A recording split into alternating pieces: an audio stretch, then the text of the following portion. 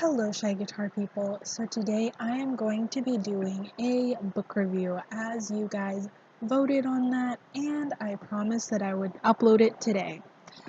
Now, you might hear some car noises and things like that, but I don't have anywhere else to film, so you're just gonna kind of have to deal with the bad lighting and like the background noise. I'm sorry.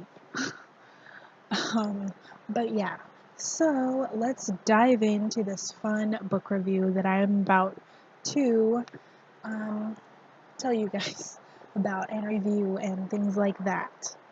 Now, if you don't know, I am quite the avid reader. I have so many novels. I have the full Harry Potter set, so there is that.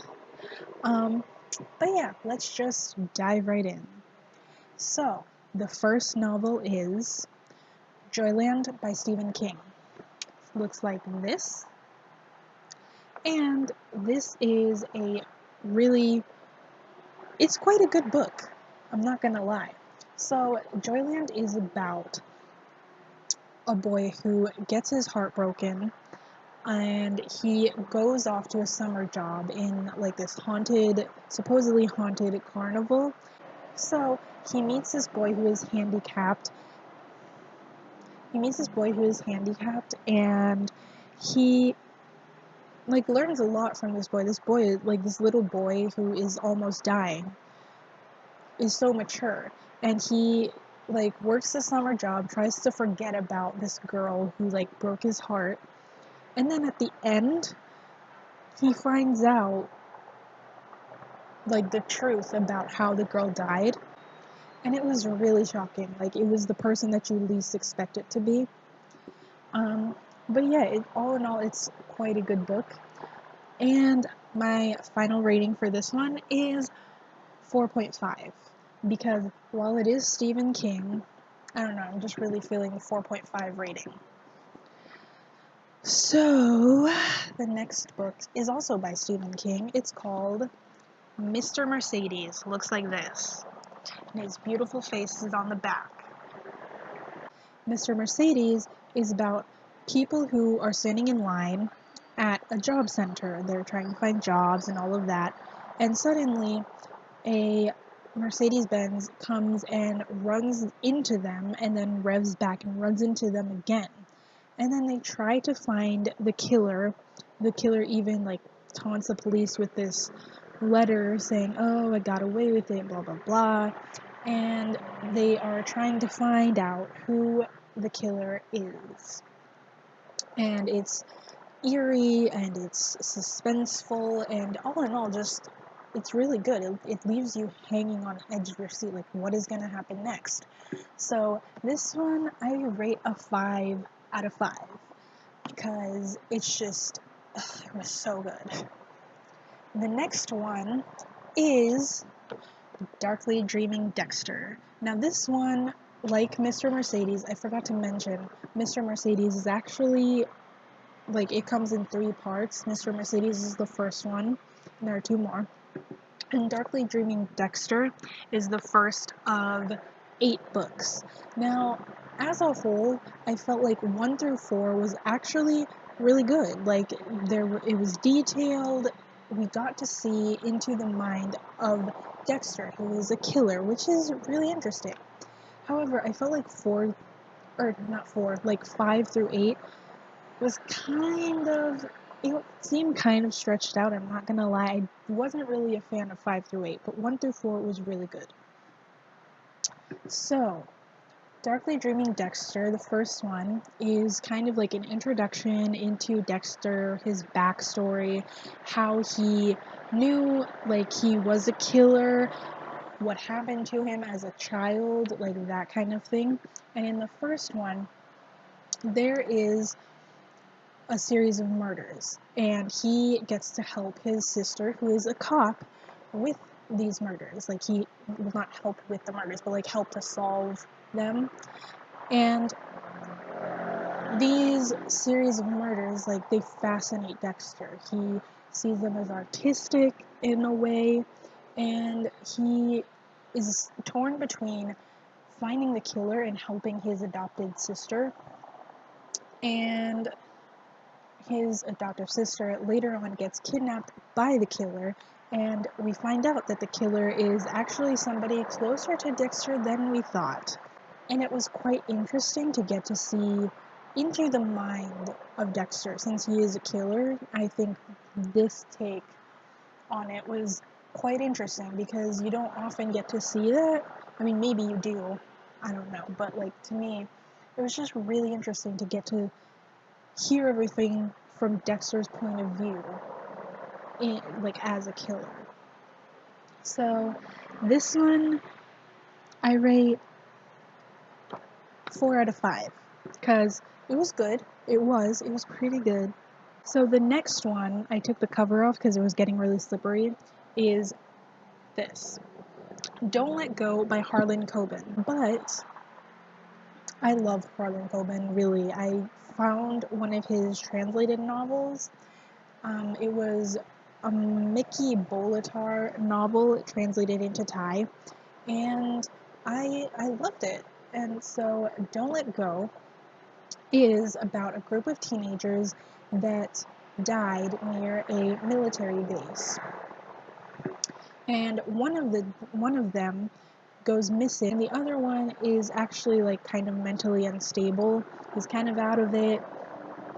And the main character, which is Nap, he actually tries to find the truth because the woman who went missing was actually his teenage girlfriend.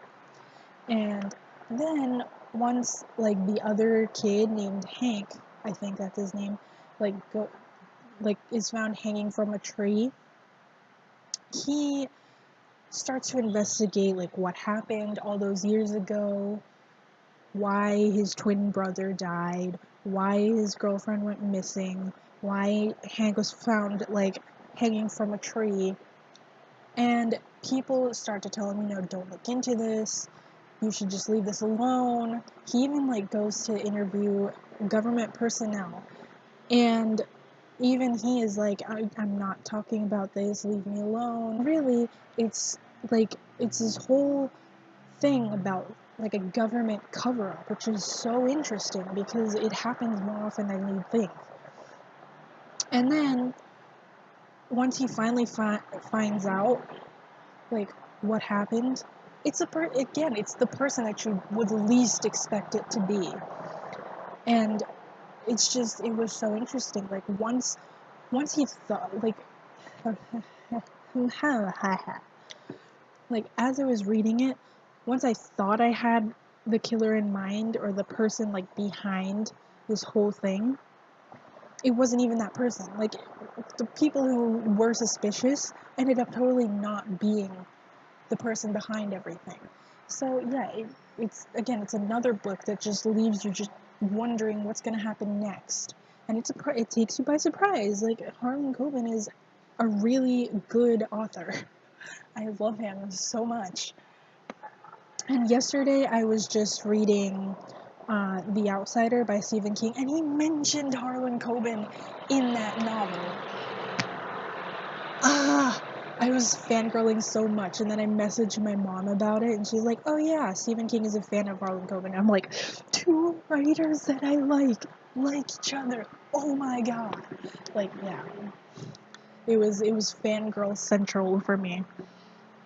So yeah, Don't Let Go, I rate a definite 5 out of 5 because it left you gripping the edge of your seat. Like, it was so good. So, the last one that I'm gonna finish off with is Love and Death.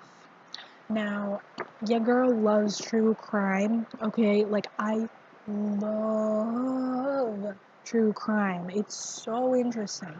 And especially the case of Kurt Cobain. It is so interesting. In Love and Death, they investigate, like every aspect they could ever investigate. They talk about Courtney Love's life. They talk about Kurt Cobain's life. They talk about before they were famous, before they met, who they were married to, like who they dated, and that kind of thing.